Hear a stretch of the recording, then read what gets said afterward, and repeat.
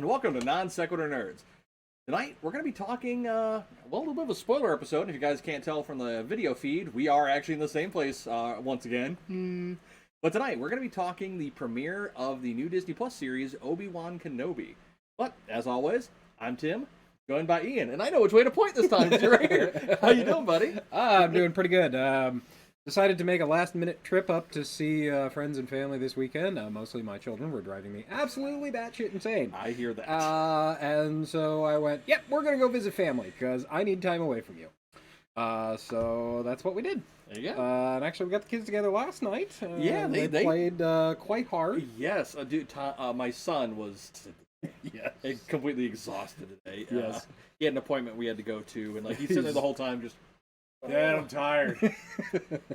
So it's good. They all slept good. Yes, yes. So, but yeah, obviously I'm here, and we just finished watching the premiere first two episodes, actually, of Obi Wan Kenobi. So the series was delayed by a week, but then Disney... Oh, yeah, it was. Yeah, but then Disney went, hey, guys, sorry, but here's two episodes. Well, saying it's I was thinking about that when we were watching it. It's been a while since they've done two episodes for a premiere, because, Hawkeye only got one... Moon Knight only got one. Falcon and Soldier. What was the last one that they did two? Was it Mando? Wasn't it season 1 of Mando? Wasn't it? Might have been season 2 of Mando. Might have been. But WandaVision, I know, did 2 episodes. Yeah. I did Loki. I don't remember. But anyway, it was nice to get another dual episode thing. But obviously, if you guys can't tell, this is going to be a bit of a spoiler episode. But it gives you just enough of the meat of it that I'm already looking forward to next week. I don't know about you. Yeah, no, I'm hooked. Yeah. You know, it's before we get into too much of the content, we'll just start talking about some of the characterizations, the actors. I mean, if we mentioned, Tim and I were talking about this right before we decided to come down and record, but it feels like Ewan McGregor hasn't not left. Dude, has the mannerisms, the speech, and he's even, the look. You had pointed out he's even got a lot of the mannerisms of older Obi Wan Kenobi, but it feels like he has not left the part at all. It feels like episode 3 came out right. He really just jumped right back into it, which makes me so incredibly happy. Yeah, and he's I mean, I love Ewan McGregor anyway. He's a fantastic actor. Fantastic. The trivia fact for you that I think we've mentioned before: he has a brother in the Royal United Air Force. Yep. And his call sign is Obi-2 Kenobi, as Tim just spills tea all over himself. It was worth it. It was worth it. But yes, so Ewan McGregor back as Obi-Wan and back with a vengeance of the Sith. Yeah. But great character. Yes. I mean, it's a natural evolution of, last we saw Obi-Wan, he had his fight with Anakin, Padme had died, he swore to protect and separate the children, the twins, Luke and you see the twins? Yeah, I know. Episode 4 would not lead you to believe that. Episode 5. Well, yeah. But the show starts off, kind of giving you a recap of Obi-Wan's journey up to that point, pretty much recapping the prequel trilogy, all the good parts. I don't know, although Jar Jar was in there somewhere, I'm sure. He was featured in a one-screen. But the show then takes place 10 years later.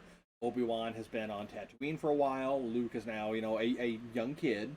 10. Yep. And you see that he is very much a different Obi-Wan. The Jedi are still being actively hunted at this point, and he's definitely more world-weary. So, I mean, it feels like a natural progression. Yeah, I mean, obviously he's coming from a place where all of the Jedi were hunted down. Yep. His entire world was basically dismantled in the blink of an eye. Yeah. There's nothing he could do about it. Yeah, I mean, he got to see somebody that he cared about and Padme die. And if we go back to, some of the prequel stuff, like the Clone Wars, his love interest Satine dying, it makes it even worse. Really, it's just been everybody he's cared about is dying. Yeah, I mean, Qui-Gon, yep. Satine, the Padme. So, it's kind of rough for him, but so he's very world weary. But I liked a lot of the visual elements of this episodes as well, because it was still very much practical effects. Yes, which is something that I am so glad they've been doing in the Disney Plus shows, is they're taking it back. Yeah. Well, I mean, in the love 'em or hate 'em, the sequel trilogy kind of tried to. I mean, better than some of the other stuff we've seen, but it is nice to see them kind of get back to that original trilogy kind of aesthetic, where everything was dudes in latex. I had to clarify what kind of latex the dudes are wearing. But it is nice. We also get to see some characters from Rebels. Yeah. The Grand Inquisitor, who looks better in the show than he did in that first trailer. The first trailer, I had made a joke that he kind of looked like Squidward. I mean, his head seemed to go out way too far. So I don't know if so I don't know if that was like an early screen test, but I mean the shots look pretty similar. So I'm guessing they went in and post production edited it a little. But he looks a lot better. And feels like the same. I mean, it is obviously the same character from Rebels, but he feels like the same. Yeah, I would agree. The overall, again, the characterizations are great. You know, Bale is back with the original actor. Yeah, I was surprised how many of the original actors they got. We talked about that when we were watching it. That I'm surprised just how many of the actors from the movies are coming back to reprise these roles. So it's nice to have that sense of continuity. Right. You know? And then, of course, we had the breakout actor from the first two episodes. Flea! So yeah, Flea of Red Hot Chili Peppers fame does play a character in this. And when he first appears, we're all watching it going, he looks familiar. Who is this guy? And then Ian looked it up and it's Flea. And I'm like, wow, he got old. Wow, he got old. Oh, that means we're old too. But yeah, so Flea plays a bounty hunter-esque character in the, which was kind of neat to see. You know, a little kind of fun character. Yeah. I mean, absolutely, he plays his character so creepy, like his mannerisms. Well, Flea himself is kind of creepy. I mean, yeah, he gives off that vibe, but yeah. But so yeah, we got to see Flea. We got to see Owen. Who's the same character or same actor? Excuse me. I believe so. Yeah. Yep. His name escapes me. It was the same actor. Didn't he also he played somebody? No, I'm thinking of somebody. Ignore me.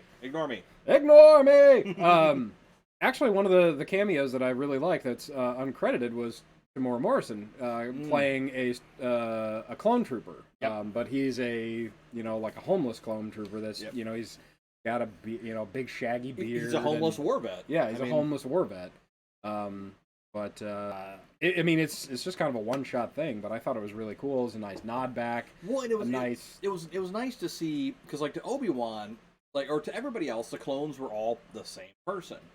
But especially in Clone Wars, Obi Wan, Anakin, all the other Jedi, they got to know some of them on a personal level. Yeah. They could tell the difference just in their mannerism. But you see, he's a homeless clone trooper in an era where they're all stormtroopers now, sitting there holding out his helmet, disheveled beard, begging for credits, and Obi-Wan just kind of takes a second, just looks at it, puts a few credits in, and goes on his way. And there's a lot of things in the show that are designed to give Obi a second to pause and reflect on why he is where he is. Yeah, and obviously the last time that Obi-Wan really had any exposure to the clone trying to kill him. Yeah. People that he had considered friends suddenly turned and tried to murder him. Yeah, murder all the Jedi. Yeah, and it was a really kind of rough period, rough for him, and so you can definitely see that pain and reflection on Obi-Wan's face during this. But yeah, and then a couple other stars from the series that so the main villain appears to be going to be Reva. Yep. One of the Inquisitors, the third sister. Third sister, yes. Which I was kind of surprised. I thought that the Grand Inquisitor would be, apart from the obvious real bad guy, I thought he was going to be like the kind of the main antagonist through this, and he doesn't make it past the second episode. that we know of. Well, that's true. That's true. Did you see a body? I mean, technically.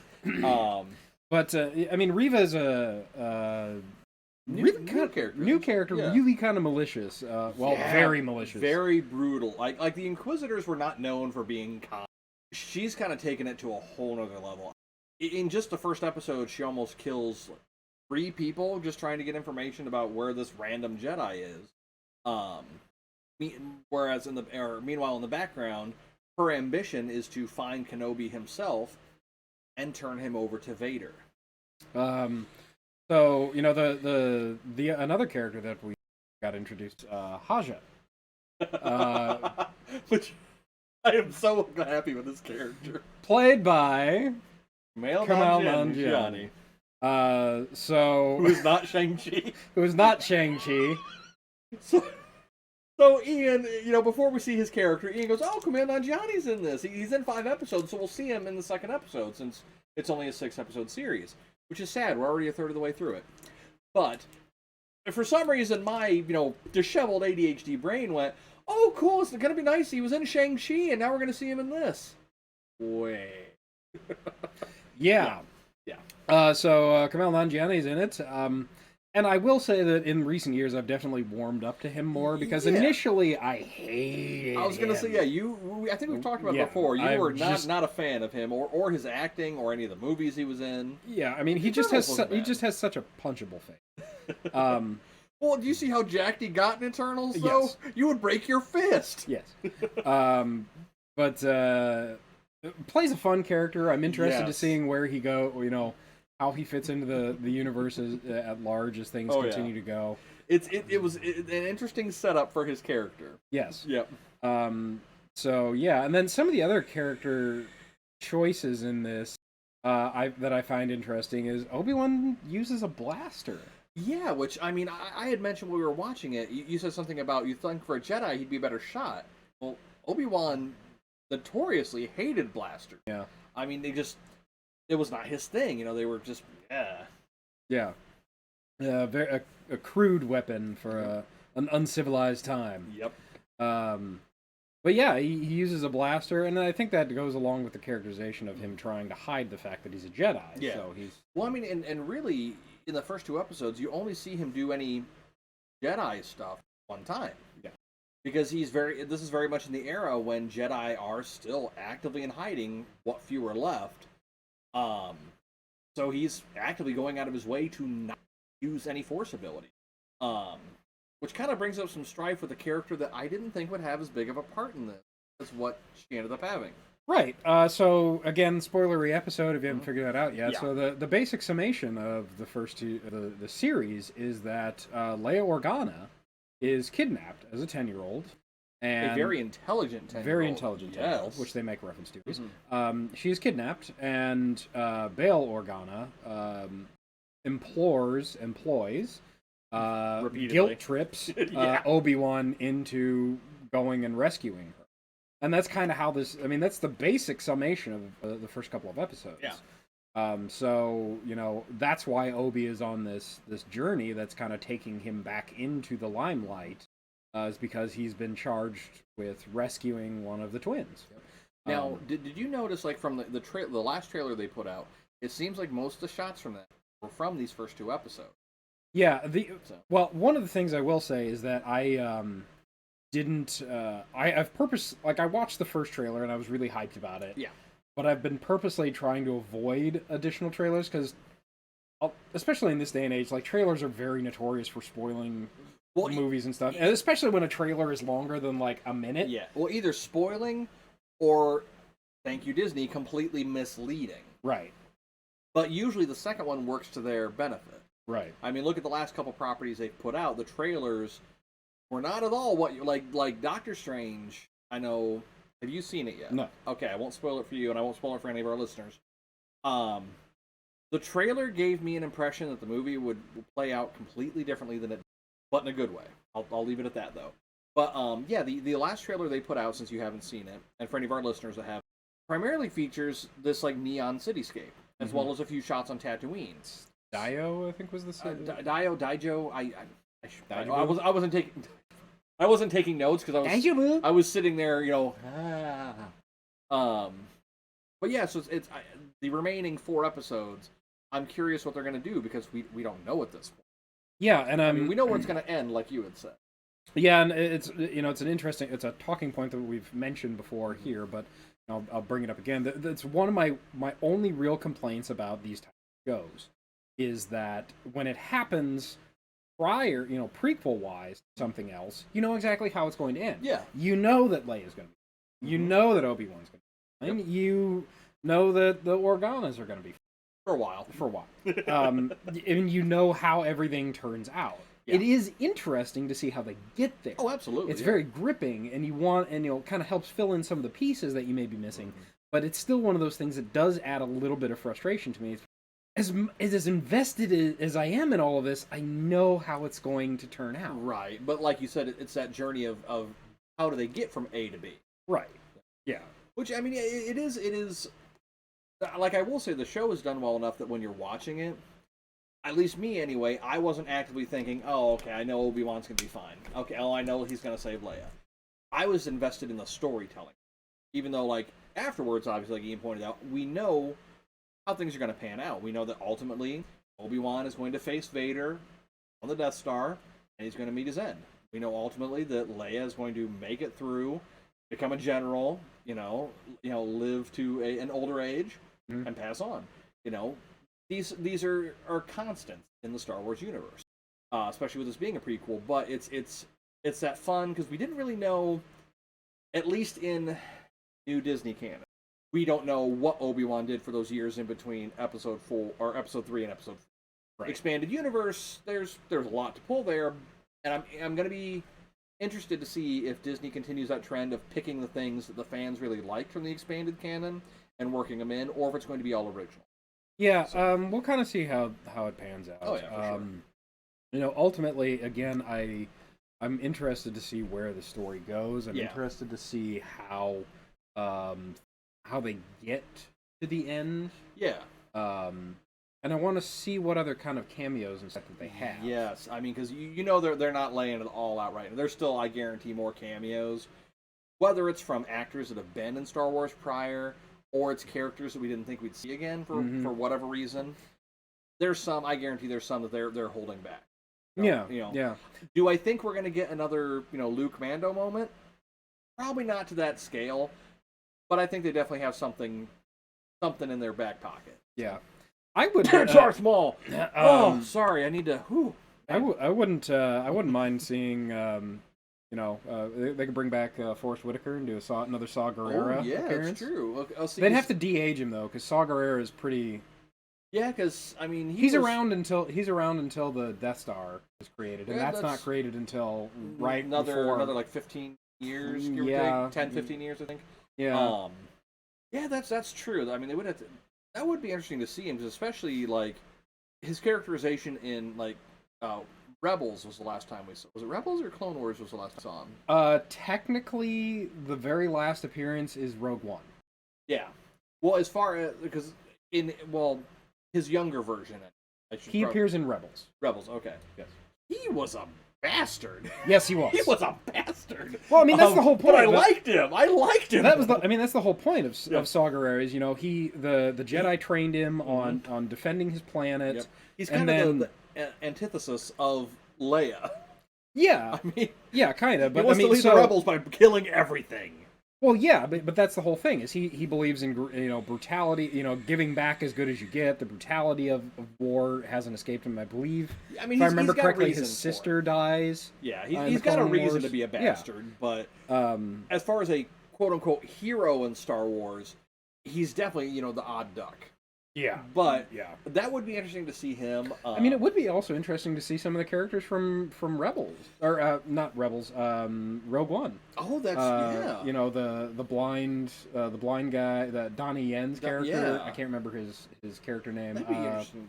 His partner, the one that has like the minigun backpack. Yeah, that badass. Yes. Yeah, that's true. I mean, like, I hope they don't do the cop out and put oh my god, Ahsoka. I forgot her name there for a split second. I hope they don't do the cop-out and bring Ahsoka into this, Because while I absolutely love Rosario Dawson's interpretation of her, and I'm looking forward to the Ahsoka series, so far, I mean, she's been in Mando. She wasn't in Boba Fett, was she? Well, okay, she's in Boba Fett.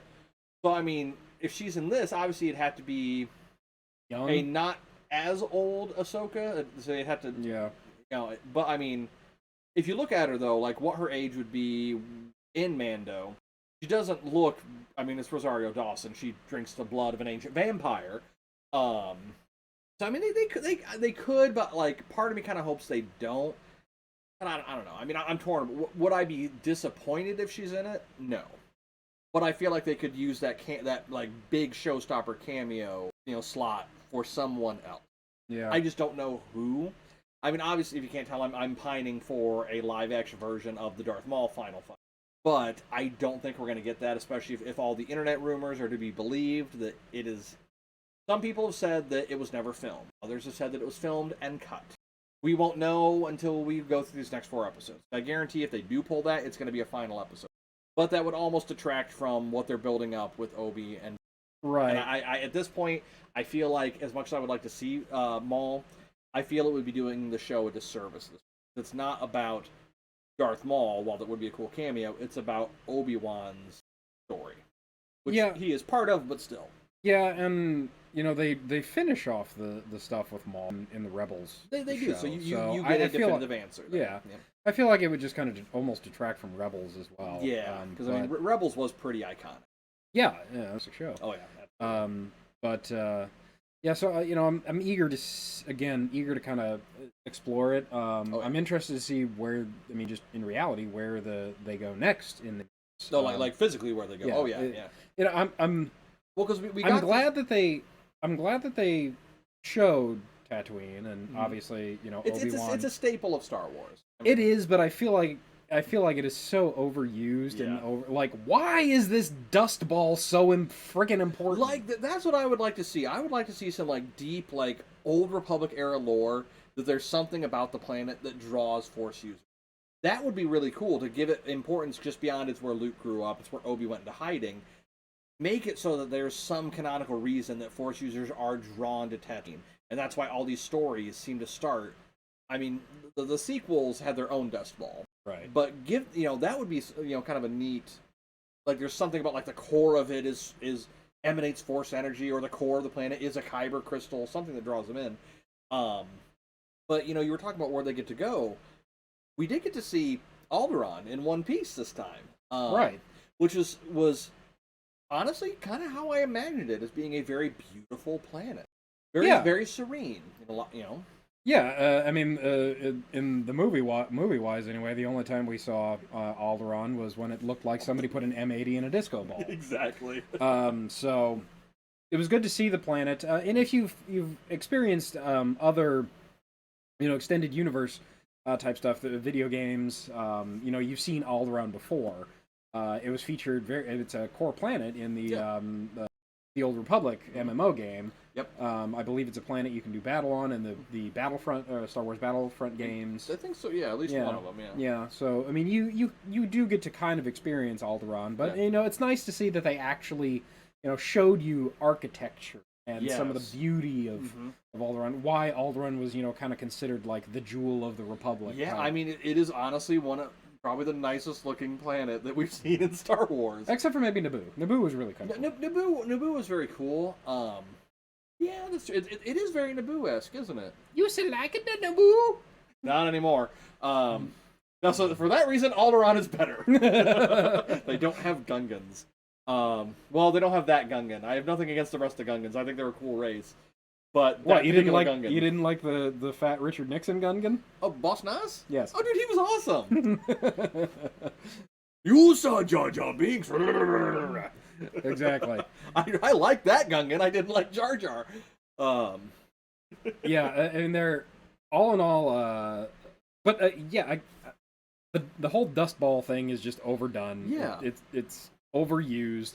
I would love to see, some other planets, like especially ones that they feature in, some of the more extended extended medias. Like, especially, like, from some of the games, like, particularly, and I know canonically this takes place way beforehand, the Knights of the Old Republic games, or even the MMO, there's a lot of worlds that are only ever visited in those games. And while you do get to see them, and you do get to experience them in the world of your character, I would love to see, on the big screen, I would love to see some of those worlds. Yeah, I mean, there's like Nalhutta, there's Dathomir, Dantooine. I would love to see live action Dathomir and see how wicked they can make that be. Oh yeah, that would be badass. Then there's also like some of the Sith planets. And the Jedi planet Tython, the planet that birthed the Jedi. Yes, I think so. But the Sith planets are just really kind of anything that's out. Corellia is a planet. Everybody knows about Corellia, but we've never been there. They manufacture a shit ton of ships there. Yeah, where just give me a movie about a freaking factory worker on Corellia making ships all day and his boring 9-to-5 job and what adventure he stumbles into. I would watch that. I would absolutely watch that. Wasn't that basically Solo? I mean, Han Solo's Corellian. Yeah, that's true. He was an orphan, though. Anyway, yeah. So good. It's good. It's good. Yeah, it's really good. Definitely give it a watch. Yes. I'm very interested. Again, interested to see where it goes. One place that I think it obviously will go is Mustafar. Yes, I feel like that's going to be where the final episode. I don't know that it's going to go that far. No? I feel like they're going. I feel like fifth episode. They are going to wind up on Mustafar at some point. Yes. There will be a climactic battle there. There will be some revelations or things like that there. But I don't think that's where they're going to ultimately finish things. Ultimately, Obi will have to finish off back on Tatooine because we know how it ends. So I could see that being like the big, like, it starts on the 4th episode, and the 5th episode is the big, like, Mustafar story revelations, all that. 5th episode ends with Obi going back to Tatooine, and then episode 6 wrap up. Oh, look at that! Episode 6 is the wrap up. And you never know; they could completely surprise us and leave the series on a cliffhanger in preparation for something else. Well, because I know Ewan McGregor has said that he would love to do a 2nd season of Obi Wan, which leaves that pretty open ended. That it's not going to end right as episode 4 starts. Or if it does, I mean, there is that 10-year gap between, episode 3 and the beginning of the show. They could pull from those 10 years as well. We at this point, we don't know. It's all just wild speculation. Yeah, but I think they set up the show, though, that they're not going to do that. A prequel? Yeah, well, I mean, Obi-Wan even says in the show that it's been 10 years, and he's not the person that he used to be. That's true. Which very much heavily implies that he has not done anything Jedi-related in that time. That is true. He's basically just existed. So it would have to be between wherever the show inevitably ends and episode 4, which would make a lot more sense. Yeah. Especially because, I mean, Ewan McGregor looks great, but he is older at this point, so if they try to de-age Obi-Wan, I think it's going to be Disney's difficult. de-aging in the shows, anyway, has been kind of hit or miss. Yeah. I mean, when we first saw Luke and Mando, he looked great. He didn't look great. He looked borderline Uncanny Valley. He looked good, but something was just off about him, and then the next time we saw him in Boba Fett, he looked a lot better. But I mean, that just kind of goes. I mean, you learn from your mistakes. Different art team, or even maybe the same art team. But okay, well, hey, let's tweak. The way that his skin refracts light in this render. Even that can change a huge, a huge visual. That can make a huge visual change. There we go. Words. Well, I mean, just look at what they did between episodes 1 and 2 with Yoda. Yeah, I mean they went with the puppet Yoda, and it looked okay, but it still had some level of goofiness to it. He looked off. I mean, granted, yes, that was a younger Yoda, but I mean those years were really hard on him. Apparently, I mean. Well, I mean, in reality, there's not that big of a time difference for Yoda species between episode 1 and episode 6. Yeah, I mean, because you figure about 50 years tops, maybe. Yeah, probably at most. Because, I mean, the Clone Wars only lasted a few years. Yeah, it did, yeah. The Clone Wars only lasted a few years. I think maybe 5 years tops. Right. And then it's between that and the battle and the fall of the Empire, I think, was about 30 years. I think so.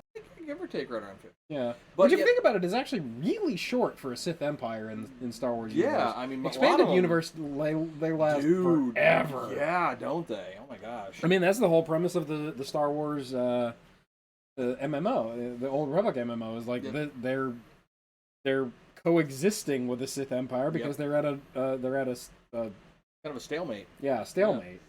But yeah, I will say that the CG Yoda, while I appreciate the fact that they tried to go back to practice, the CG Yoda, especially with what they had him do in the prequels, CG was the best way to go with that, and he looked better than the puppet. The puppet, like, to me, just looked off. I feel like almost they made him too young. It's possible. I mean, it's how I took it, but yeah, the CG Yoda looked better. But yeah, all in all, I'm very excited to see where the series goes, even knowing where all the characters are going to end up, at least the main characters.